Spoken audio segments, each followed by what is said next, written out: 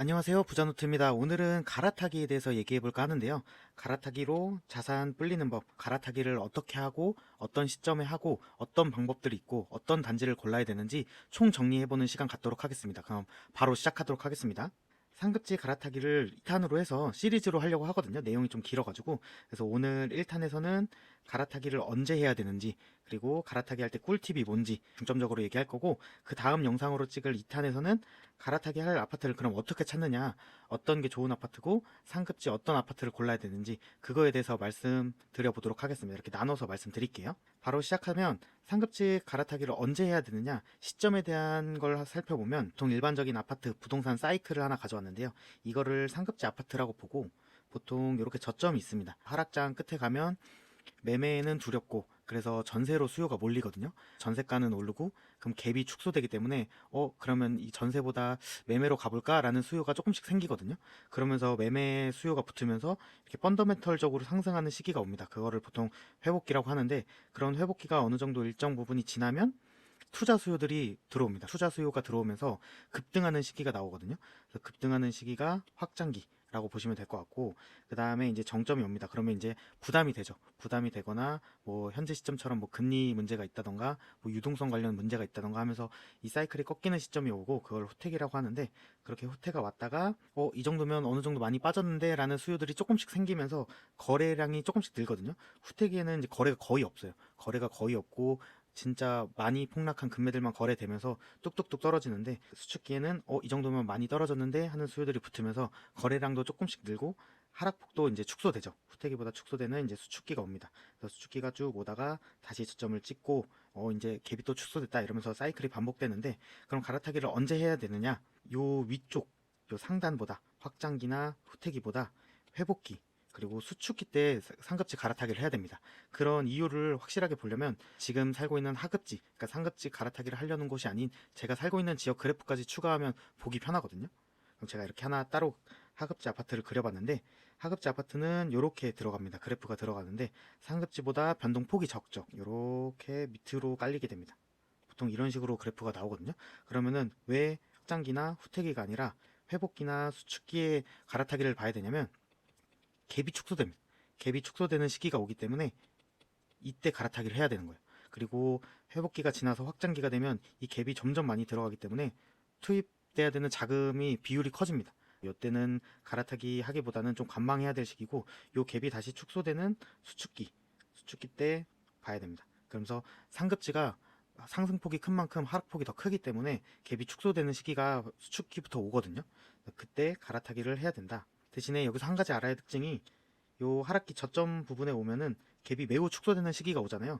근데 이 상황이 되면 요 하급지에 있는 아파트 자체가 거래가 잘 안 됩니다. 이 통계상으로 볼 때는 갭이 매우 축소된 상태에서 요 정도 갭이면 갈아타기 할 수 있겠다라고 생각이 되긴 하는데, 이때는 요 상급지가 많이 빠졌는데 굳이 하급지로 가려는 수요가 많지 않거든요. 거래가 안 되기 때문에 요거보다는 조금 더 내가 하급지에 살고 있는 아파트를 빨리 매도하고 상급지로 갈아타겠다 하면은 여기서 좀 더 조율을 해서 급매로 좀 처분을 해야 됩니다.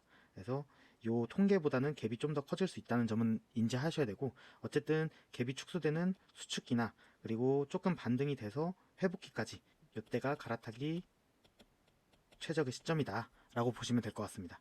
그럼 실제 사례로 한번 보면, 리센츠나 마포 레미안 푸르지오 아파트를 가져왔거든요. 리센츠는 잠실이고 마포 레미안 푸르지오는 아현 뉴타운이죠. 마포에 사시는 분들이 이제 잠실로 가고 싶어 하세요. 그래서 요거 두 단지를 가져왔고, 똑같이 잠실 리센츠랑 성동 옥수 인근에 있는 아파트죠. 서울수 푸르지오로 가져왔는데, 이렇게 상급지, 어디가 상급지고 거기로 가려는 수요가 많은 하급지 위치, 이런 거는 따로 뭐 임장을 하거나 부동산 다니면서 보통 여기 매도하고 어디 가나요? 이 지역은 어디서 오나요? 이런 것들 물어보면서 공부하시면 알 수 있거든요. 그래서 오늘은 표되는 지역으로 마포에서 잠실, 성동에서 잠실, 이렇게 두 가지 사례를 가졌는데, 마포나 성동 둘 다 잠실을 상급지로서 가고 싶어 한다, 이렇게 생각하시면 됩니다. 마포 레미안 푸르지오를 보면 이게 14년도에 입주를 했어요. 14년도 입주를 해서 어떻게 보면 서울시장의 반등이 최초로 시작되는 시점이죠. 요때 갭이 축소될 때 요때 갈아타기 했으면 좋다. 그리고 나서 상승장이 오면 폭등하잖아요.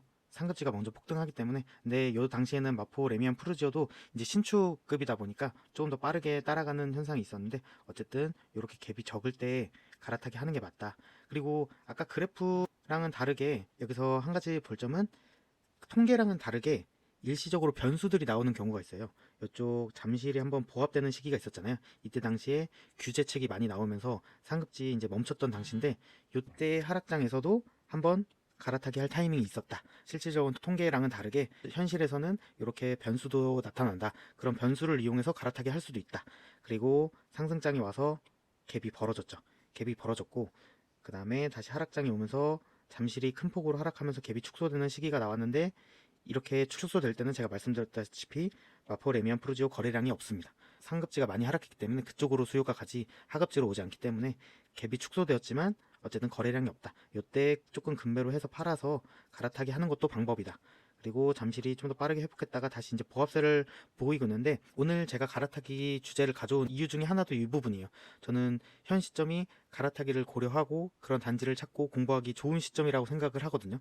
갈아타기를 꼭 한번 생각해 봤으면 좋겠다. 그리고 성동 사례도 보면 두 단지는 입주년차가 거의 비슷해요. 그래서 가져왔는데, 이렇게 하락장 때 그리고 회복했을 때, 이때 당시에는 갭이 조금 적잖아요. 요럴 때 갈아타기를 해야 된다. 갈아타기를 하면 본격적으로 상승장이 오면 요 갭이 벌어진다. 그리고 다시 최근에 하락장이 오면서 갭이 어느 정도 축소가 됐는데, 요때 갈아타기 하는 것도 저는 좋다고 생각을 합니다. 그럼 갈아타기 할 때 어떻게 해야 되는지 꿀팁, 방법에 대해서 말씀드리면, 무조건 상급지로 가야 돼요. 상급지로 가야 되고, 뒤에 자세하게 더 말씀드릴게요. 그리고 아까 말씀드렸다시피 하락장이 해야 되는 게 맞다. 그리고 선 매도하고 추후 상급지를 매수하는 걸 추천드리고, 작은 계획을 철저히 할 필요가 있습니다. 뭐 잔금 날짜라든지 대출, 이자 이런 거 좀 챙길 필요가 있고, 그리고 좀 이런 부분 때문에 많이 갈아타기를 힘들어 하시는데 좀 두려움이 있거든요. 어쨌든 하락장에 하다 보니까 더 빠질 수 있을 거라는 이제 두려움이 커서 갈아타기를 잘 못 하시는데, 소폭 하락하더라도 괜찮다는 마인드를 좀 가지고 실행하셨으면 좋겠습니다. 자세히 말씀드리면, 무조건 상급지로 가야 돼요. 상승장에서는 상급지보다는 개수를 늘려서 투자하는 방식을 선호하시는 분들이 있는데, 지금은 그런 시점은 절대 아니라고 생각을 하거든요.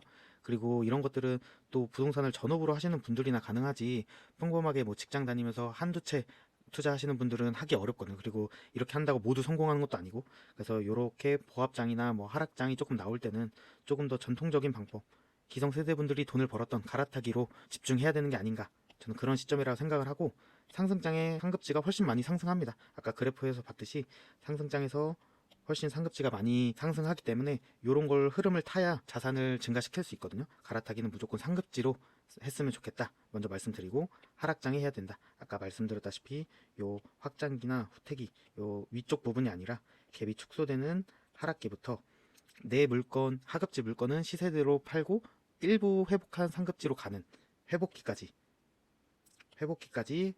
하락장 후반부터 회복장 초입까지 갈아타기 최적의 시점이다. 그래서 하락장이 해야 된다 먼저 말씀드리고, 선 매도 후 상승 상급지를 매수하는 걸 추천드린다. 지금 많은 분들이 겪고 있겠지만 하락장에 내 물건 매도하는 게 매우 어려워요. 내 물건 매도 자체가 어렵기 때문에 이걸 먼저 하고 매수하는 걸 추천드린다. 그렇게 급할 필요는 없다고 생각을 해요. 매도하고 잔금을 좀 넉넉하게 잡은 다음에 괜찮은 지역들 공부하면서 좋은 지역, 좋은 물건 찾는 게 관건이라고 생각합니다. 상승장이 아니기 때문에 빨리빨리 움직이지 않거든요, 시장이. 그러니까 급할 필요 없이 내 거 먼저 매도하고 매수하는 걸 추천드립니다. 그리고 작은 계획을 좀 철저히 했으면 좋겠어요. 실수하면 계약금을 날릴 수도 있는 좀 큰 문제이기 때문에 작은 계획 철저히 했으면 좋겠고, 그래서 잔금 날짜나 대출 여부 이런 것들 좀 철저히 하시고, 그래서 선 매도 후 매수를 추천드리는 이유예요. 잔금 날짜 조율이라든지 대출이 뭐 가능한지 이런 것도 다 확인해야 되기 때문에 급할 거 없이 내 거 매도하고 그 다음에 매수 단지나 뭐 작은 계획 확인해서 찾는 걸 추천드린다. 그리고 마지막으로 갈아타기 못하는 이유 중에 하나가 더 빠질까봐 두려워서잖아요. 근데 이미 고점 대비 많이 빠진 다음에 저희가 보는 거잖아요.